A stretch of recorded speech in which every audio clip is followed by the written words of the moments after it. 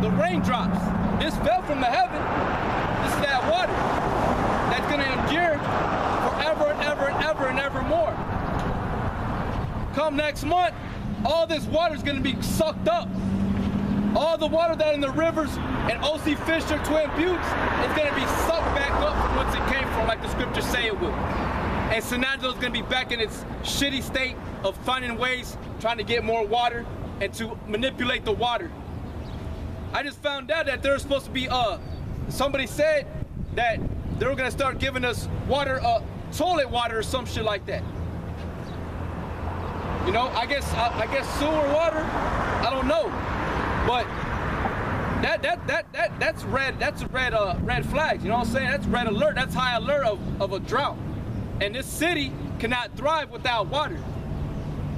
That's why every city, you look on the world, I know I'll keep speaking. No, that's right. You look at the globe, right, at a high level, and at nighttime, you see all these cities lit up, and what are they next to?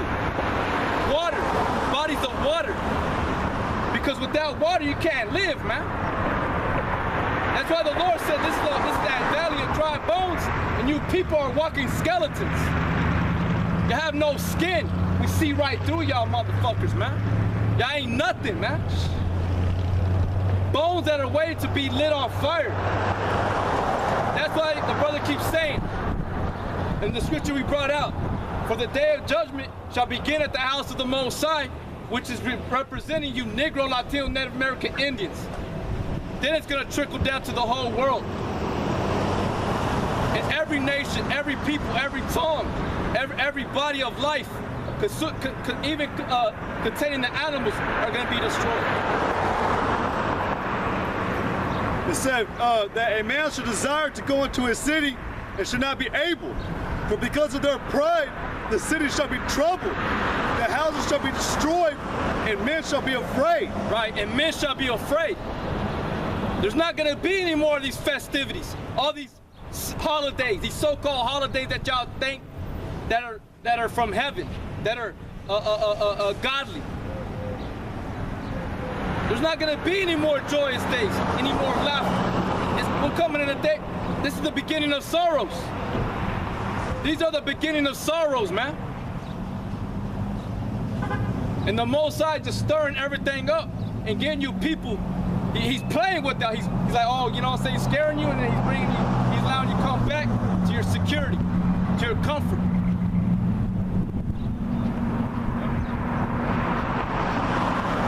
A man shall have no pity upon his neighbor, but shall destroy their houses with the sword, and spoil their goods because of the lack of bread and for great tribulation. Right, say if that tornado came through and annihilated this whole place called San Angelo, all you people that claim that y'all are good, y'all would turn into beasts immediately.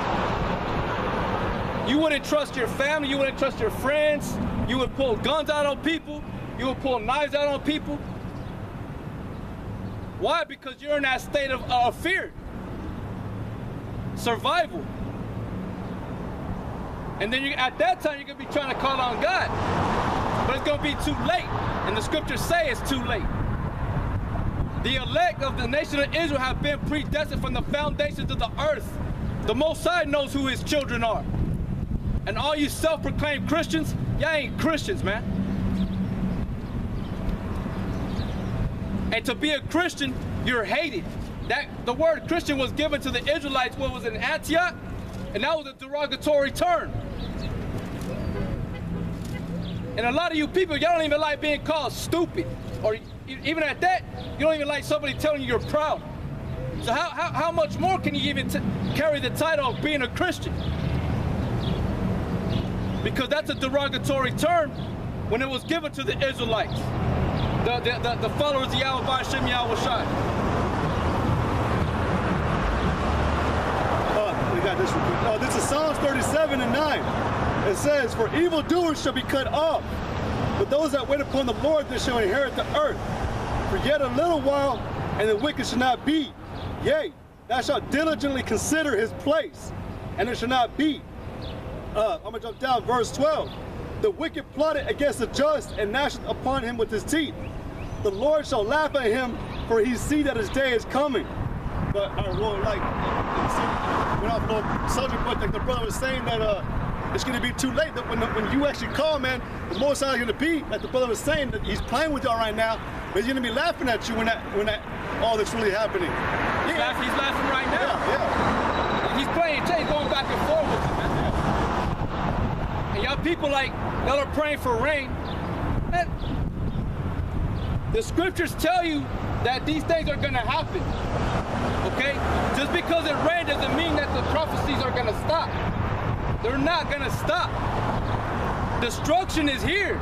It's around the corner, man. And that's all we can tell you until it manifests itself.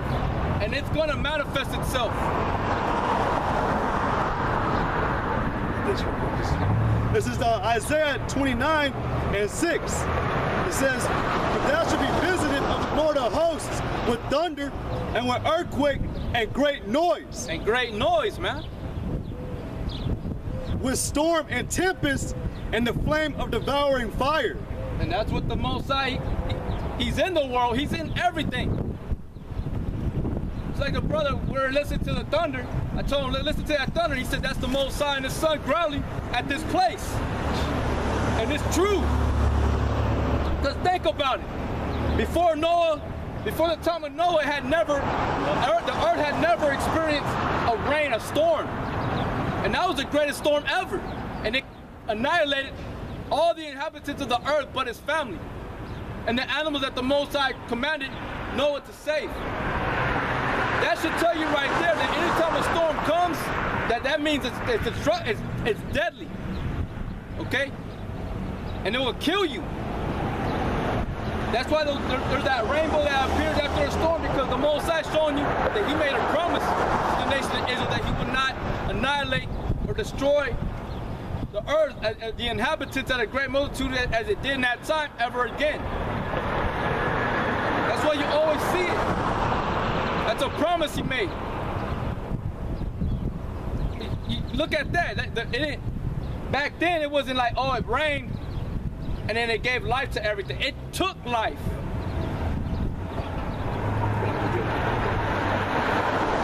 So y'all people got everything backwards and twisted.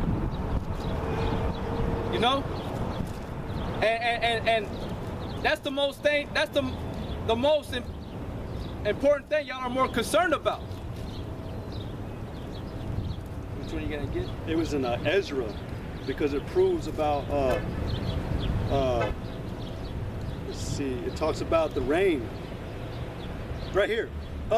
Because like the brother's talking about, man, back then when it would rain, this is just proof that it wasn't a good thing.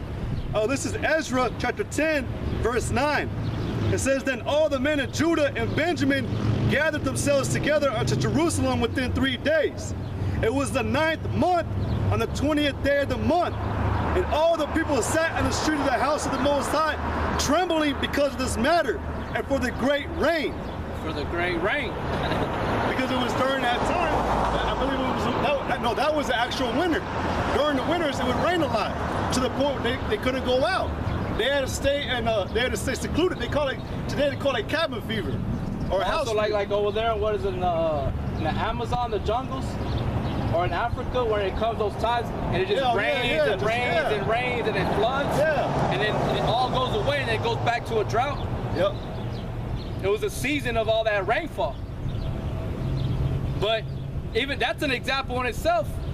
Over there in Africa or the Amazon, if I'm not mistaken, forgive me, you know what I'm saying? But y'all should know what I'm talking about. Yeah. And over there in Africa, it all goes back to that same state that it was before. Even in the rainforest. Yeah, the Amazon. That's what it's called, the Amazon. Yeah. I believe it's in Africa because that's where all the lions and buffalo and all that. So you know. I got this. Same one. Ezra chapter 10 verse 12. "Then all the congregation answered and said with a loud voice, As thou hast said, so must we do. But the people are many, and it is a time of much rain, and we are not able to stand without.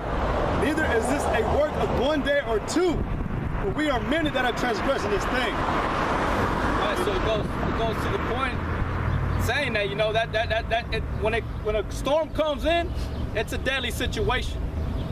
Okay, that's why people get scared. They seek shelter. Well, they had one during the storm here in St. Andrews. This woman got fucked up off of, coming off of the loop right here by the community health center, right there off of the loop by Double Days and everything. But she was trying to get off, and that car just took a wrong turn and flipped, and it showed you the car was upside down. They had they call them the tool, the jaws of life. They had to use that tool to get her out, and she got hospitalized. But like the brother made a comment back when on Mother's Days, and even on like Easter or whatever y'all celebrate. If these certain things were a good thing, then why are these certain things happening on that day? Like you said, somewhere around the world, man, a mother was dying on Mother's Day, man. If it was like he said, if it was a good day, the Lord would have sealed it up to where no evil or bad would have happened on that day. But whenever a storm comes, man, you get all kinds of deaths. All kinds of deaths are happening, man. Houses are being knocked over. You got tornadoes knocking everything over. You know, and y'all, like the brother's saying, man, like, when he's just playing with y'all because immediately y'all going back to the state of comfort, man, thinking that everything's okay again. Yeah, go ahead, man. Now, y'all want to thank the Lord for this rain. Yeah. You know, you can thank the Lord for it, yeah, but it's not the thing that you should be thanking for. Like, get that one in Amos where it talks to the famine of the word, because that's exactly what y'all all right now. Y'all got it, but y'all failed to realize that right here we had that truth. We have that water. We have that water that's going to keep you bearing fruit, keeping you green, and not going to a dry, unprofitable state. But you think because San Angelo got a little bit of water in the lakes and what have you, that you're good. Come next month, it's going to be gone. And it might even get worse than what it was before all this rain came. It's going to be double. Because you people still fail to repent. You still fail to realize the truth behind all of this. Man. Destruction's gonna come regardless rain comes or not. Destruction's gonna come. Yahweh B'Shem Yahweh Shai is waiting in the thicket, like the scriptures say. He's coming back. He's a great judge. We just preparing the way for the Lord. And condemning and being a witness against him. Like I said, real quick, man. When John the Baptist was first starting his ministry, what do you think he meant, man, when he was talking about Yahweh Shai, when he said that when Yahweh Shai would come, he would thoroughly purge his floor, man? What do y'all think he meant by that? Like, a lot of people just think that Yahweh Shai was coming with a literal fucking fan in his hand because it was hot out or something, man. Like, what do y'all think that means?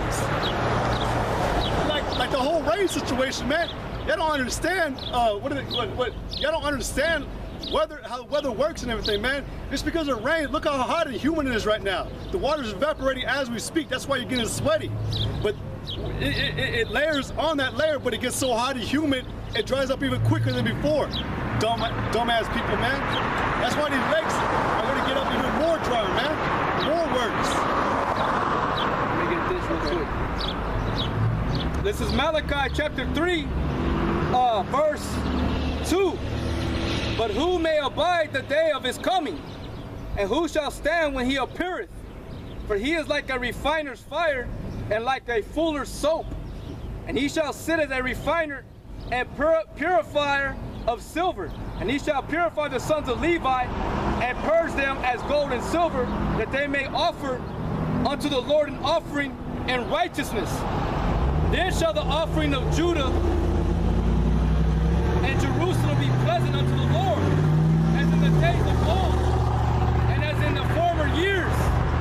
And I will come near to you to judgment, and I will be a swift witness against the sorcerers, and the adulterers, and against the false swearers, and against those that oppress the hireling in his wages, the widow and the fatherless, and that turn aside the stranger from his right. And fear not me, saith the Lord of hosts. For I am the Lord, I change not. Therefore you sons of Jacob are not consumed. There you go. And I was going to say it, but it said it one more time. It said, like, as in the former, I'm going to show you these things as the former days in the old, man. He's going to do exactly, he's going to show you, he's going to do exactly, or he's going to show his power exactly the way he did before, man. Egypt, the way he did in Egypt, yep. Sodom and Gomorrah. Yep. right? Yep. Babylon. It's just gonna be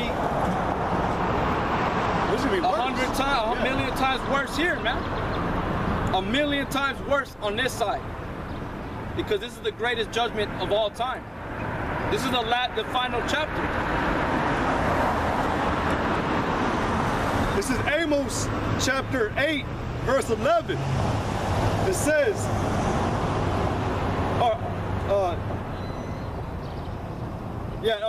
Amos 8 and 11, it says, behold, the days come, said the Lord God, that I will send a famine in the land, not a famine of bread, nor a thirst for water. Right, there's gonna come a famine in the land that's not of thirst or bread. Not a thirst of water or bread. But of what? But of hearing the words of the Lord. Okay, and we're already in that famine, man. That's why only us two brothers, you can go all these churches all day, every day. You know, day in, day out. It ain't gonna do you no good. Because these churches ain't got the truth, man. Excuse me. These churches don't got the truth. Okay? Ben Amin, whatever the fuck his name, he ain't got the truth. Who else? Creflo Dollar, he ain't got the truth. Joe Osteen don't got the truth. All right? Mike Murdoch, T.D. Jakes. T.D. Jake, they ain't got the truth, man. We are the ones that fall under GMS, that come in the name of Yahweh Shem Yahushai. We are the holders of this secret, man. We are the holders of this secret. Because he reveals the secrets to his prophets. And we in return distribute this knowledge to you, man. And the warnings. Hey, it was just like he's talking about all these false prophets, man. Like, and going back to when he was talking about that title of Christian, I mean, y'all cussing, y'all talk shit to us, y'all make threatening justice to us all day, but we're still, like the brother said, we're still distributing the words. Guarantee, man, if you were to cuss out T.D. Jakes or Joe Osteen, man, they get scared and they would never come back, you know, because actually, for any Negroes or Latinos who watch T.D. Jakes, man, you'll see how that fat Negro, he gets sweaty as hell in that church or in that building. Just imagine if you were to come out here, man, you would never see him out here again. Look at how fat and sweaty he gets, man. But it's just, also that, going back to the topic, the subject of judgment, those preachers are not judging. Scriptures say they speak not aright. And like right here in Amos 5 and 10, get it real quick. Amos 5 and 10, it's gonna tell you how a Christian's gonna suffer, man. This is Amos chapter 5, verse 10. It says they hate him that rebuketh in the gate. Right, y'all hate us. And you ain't gotta tell us face to face. You ain't gotta utter the words. It's by your actions, man. And your actions are persistent and heavy and straightforward to y'all's like the brother said, y'all's lust. The thoughts of the Most High are not nowhere in your minds, man. That's why in Hosea 4 and 1, it says he has a controversy with the inhabitants of the land. Because there is no truth nor knowledge of God. And none of you people know what the Most High's name is, his son's name is, or what he looked like. And those are simple. Those are, babe. That's the beginning. That's the beginning of building your faith in the truth. And with that, it's enough to cast down these strongholds and these lies that rise up against the knowledge of the Most High.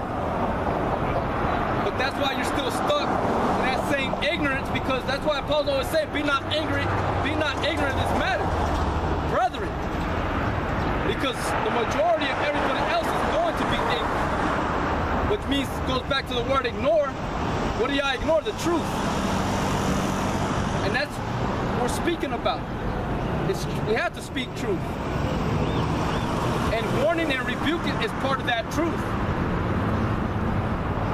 It says they hate him that rebuketh in the gate,